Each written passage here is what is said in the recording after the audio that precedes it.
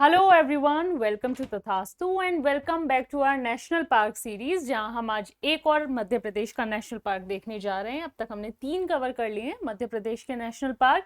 आज हम Bandhavgarh national park के बारे में जानेंगे, उसकी हिस्ट्री, कितना पुराना ये पार्क है, डिस्ट्रिक्ट जो इम्पोर्टेंट है पूछ ली जा रही है आजकल यूपीएससी में, और उसमें कौन कौन से जो है फ्लोरा है, जो फोना है, उनका आईयूसीएन स्टेटस क्या है, वो सारी चीजें जैसे बाकी में कवर किए इस पार्क का भी करेंगे, और उसकी लोकेशन भी।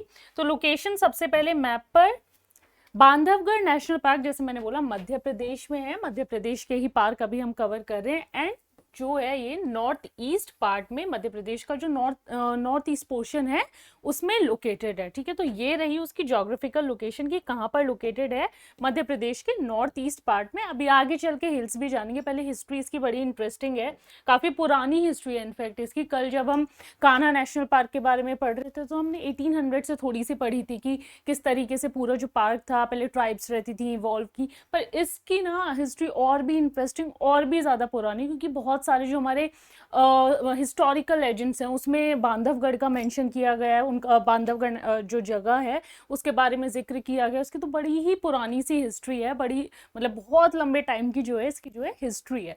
सो ये लेजेंडरी प्लेस है, that is many historical importance, उसकी बहुत सारी हिस्टोरिकल इंपॉर्टेंस है और बहुत सारी जगह पे हिस्टोरिकली वो मेंशन्ड है। It is flourish through various significant historical legends, जैसे कि रामायण में भी जो है बांधवगढ़ के बारे में जो है मेंशन किया गया है। तो बांधवगढ़ ना दो वर्ड को जो है अगर हम ब्रेक करेंगे तो दो वर्ड से बना हुआ है, वन इज बांधव एंड सेकेंड इज गढ़। तो बांधव का मतलब होता है ब्रदर और गढ़ का मतलब होता है फोर्ट। तो ये जो है दो वर्ड से मिला के जो है एक वर्ड बना है बांधवगढ़, जिसका मीनिंग है ब्रदर एंड फोर्ट। उसके बाद जैसे बहुत सारे हिस्टोरिकल लेजेंड्स की हमने अभी बात की ना, जिक्र किया गया बांधवगढ़ के बारे में। तो सबसे पहले जैसे रामायण में जो है द ग्रेट एपिक, हमारे जो ग्रेट एपिक है उसमें बांधवगढ़ के बारे में जिक्र किया गया है कि एक जो बांधवगढ़ था it was gifted by lord Ram to his brother Lakshman. तो जो हमारे भगवान राम है उन्होंने लक्ष्मण जी को ये जो है बांधवगढ़ गिफ्ट में दिया था। तो ये वहां से चला हुआ आ रहा है, इतना पुराना है ये जगह, इतनी पुरानी ये जगह है। मतलब आसपास तो तब सारे फॉरेस्ट ही होते थे, तो ये जगह थी, उन्होंने जो है अपने छोटे भाई को गिफ्ट की थी श्री राम ने।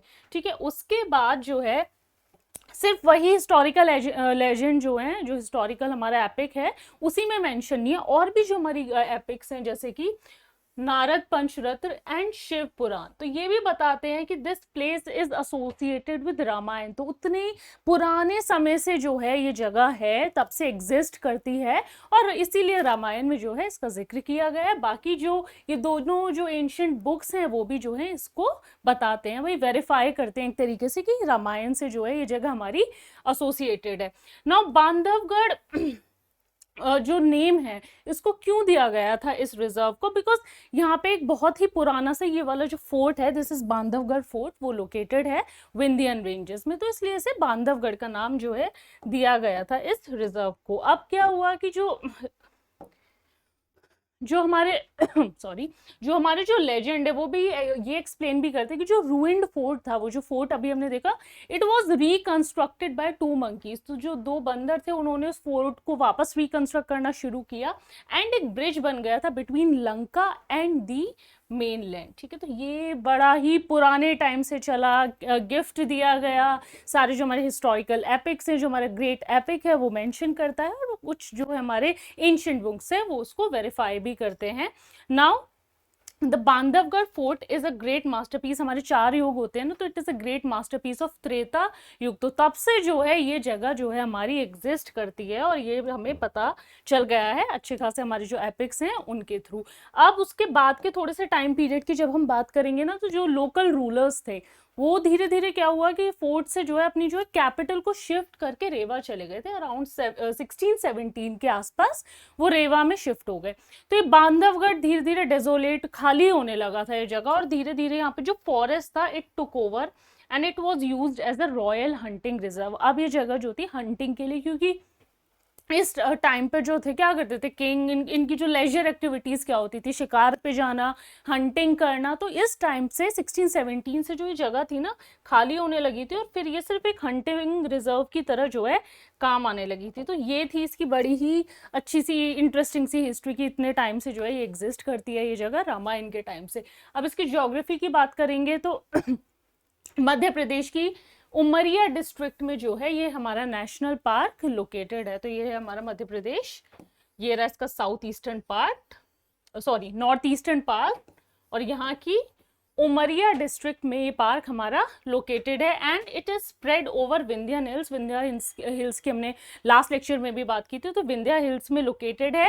और ये नेशनल पार्क का डेजिग्नेशन, हर किसी नेशनल पार्क को एक पर्टिकुलर ईयर में एक नेशनल पार्क का डेजिग्नेशन दिया गया, तो उसको 1968 में दिया गया। तो इसके ज्योग्राफिकल लोकेशन की कुछ important fact, Umaria district, Vindhya hills and 1968। एक बार मैप पे भी देख लेते हैं, ये रहे हमारे विंध्या हिल्स और यहीं पर है हमारा जो है बांधवगढ़ नेशनल पार्क। तो इस जगह पर हमारा बांधवगढ़ नेशनल पार्क लोकेटेड है in the Umaria district of Madhya प्रदेश।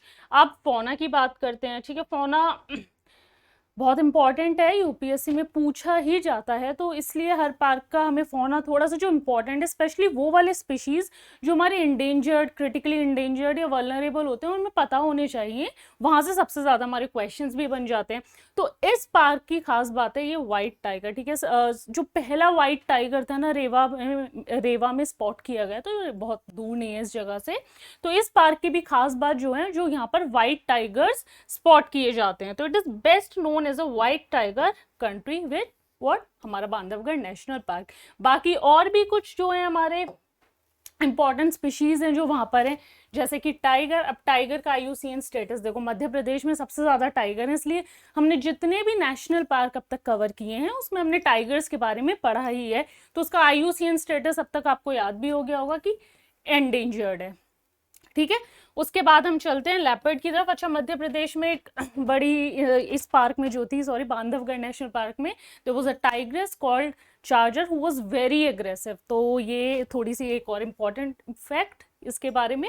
उसके बाद लेपर्ड का जो IUCN स्टेटस होता है वो वल्नरेबल होता है, ये टाइगर से थोड़े छोटे होते हैं बट दे वेरी शार्प, है ना। ये एक जगह छिप के, मतलब जो अपना जो शिकार होता है ना उसको बिना दिखे भी अपना प्रे जो है उसको बना लेते हैं, अपना शिकार उसको जो भी जानवर होता है उसको बना लेते हैं, मतलब इस तरीके से छिप जाते हैं।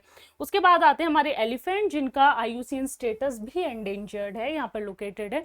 यहीं से ना एक इंपॉर्टेंट चीज होती है कि जो फीमेल एलिफेंट्स होती हैं they live with their child and the mail elephant when they become adult, तो वो जो है थोड़ा अलग रहने लगते हैं। अब ये वाले क्वेश्चन इस तरीके के 2021 में आपसे पूछे गए थे, तो ये भी एक बड़ा ही इंटरेस्टिंग सा फैक्ट है अगर हमें किसी स्पीशीज के बारे में पता चलता है, ठीक है, कि अगर फीमेल्स हैं they live with their child and the mail elephant जैसे वो एडल्ट होते हैं वो थोड़ा सा मूव आउट कर जाते हैं and they can be find with other male elephants. उसके बाद हमारा एक और स्पीशीज वाइल्ड डॉग या फिर ढोले के नाम से जिसे जानते हैं वो भी एंडेंजर्ड है। इनकी खास बात क्या है कि दे डोंट बार्क ना, we know that dogs bark but these wild dogs do not bark. अगर इन्हें कम्युनिकेट करना है तो ये विसल करते हैं, तो ये कम्युनिकेशन जो होता है इनका विसलिंग के थ्रू होता है। तो ये है इनकी स्पेशलिटी। अब इसके फौना की तरफ चलते हैं।